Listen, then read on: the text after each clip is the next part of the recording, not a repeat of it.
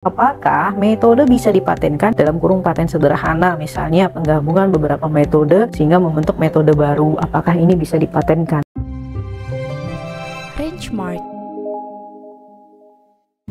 Assalamualaikum warahmatullahi wabarakatuh. Kita akan menjawab pertanyaan yang masuk ke Rangemark, akun YouTube Rangemark Co.id tentang paten. Nah, kita bacakan ya. Pertanyaannya dari akun @miafamilia1333 ya. Pertanyaannya begini, izin bertanya Bu, apakah metode bisa dipatenkan dalam kurung paten sederhana, misalnya penggabungan beberapa metode sehingga membentuk metode baru? Apakah ini bisa dipatenkan? Nah, ini pertanyaan bagus sekali ya tentang paten. Paten itu ada paten sederhana. Apa sih itu paten? Paten itu adalah perlindungan terhadap invensi di bidang teknologi. Nah, paten itu dapat diberi apabila terpenuhi syarat patentabilitas. Apa itu patentabilitas? Pertama, paten yang kita mohonkan invensinya itu adalah baru ya, baru dalam arti belum pernah diungkapkan lebih dulu, atau penyempurnaan ya, atau pengembangan dari invensi yang sudah ada. Yang kedua adalah memiliki langkah inventif ya. Yang ketiga dapat diterapkan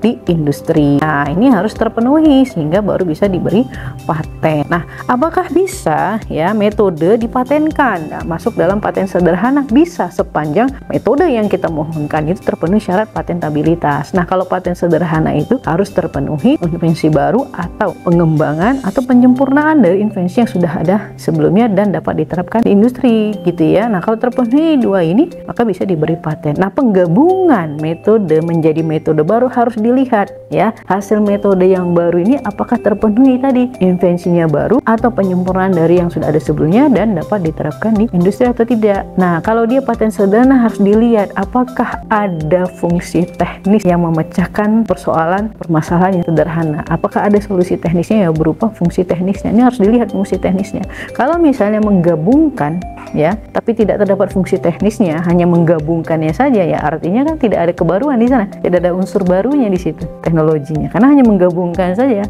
begitu. Tidak perlu digabungkan pun orang bisa juga pakai metode yang sebelumnya begitu ya. Jadi harus ada solusi teknis, ada fungsi teknis yang diberikan dengan menggabungkan itu yang tidak diduga sebelumnya, atau penyempurnaan atau pengembangan dari yang sudah ada sebelumnya dan dapat diterapkan di industri. Nah, ini yang harus ditelusuri ya, dianalisa metode yang penggabungannya itu di bagian mana yang merupakan invensi dari si penemu atau inventornya begitu ya. Jadi dia tidak bisa sekedar hanya menggabungkan saja, tapi ternyata invensinya tidak ada kebaruan, invensinya tidak baru atau tidak ada di situ solusi teknisnya gitu, hanya menggabungkan saja. Jadi harus dirinci lagi setelah digabungkan metodenya, fungsi teknis apa yang ditemukan yang memiliki invensi yang barunya apa di situ, atau kalau dia berupa pengembangan atau penyempurnaan di bagian mananya gitu ya. Jadi kalau misalnya yang penyempurnaan yang kita punya ini dengan dibandingkan yang lain itu memang bisa dikategorikan invensi yang baru begitu ya, atau penyempurnaan.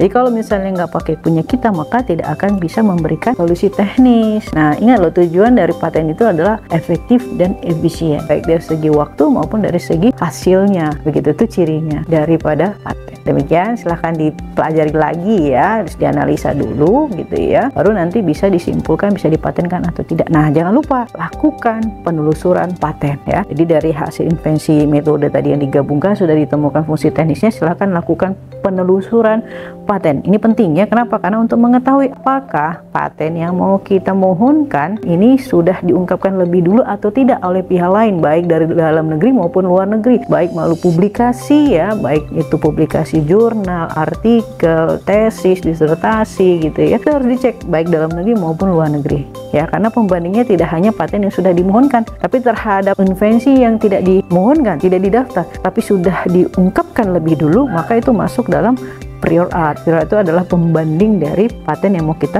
mohonkan, sehingga kita bisa temukan apakah paten yang kita mohonkan ini potensi kabul atau potensi tolak gitu ya. Nah, jadi jangan lupa lakukan penelusuran paten. Bagaimana cara menelusuri paten? Bagaimana cara menganalisa invensi ini apakah bisa dipatenkan atau tidak? Bisa kontak Rangemark ya, kantor konsultan haki terdaftar resmi di DJKI, alamatnya ada di sini.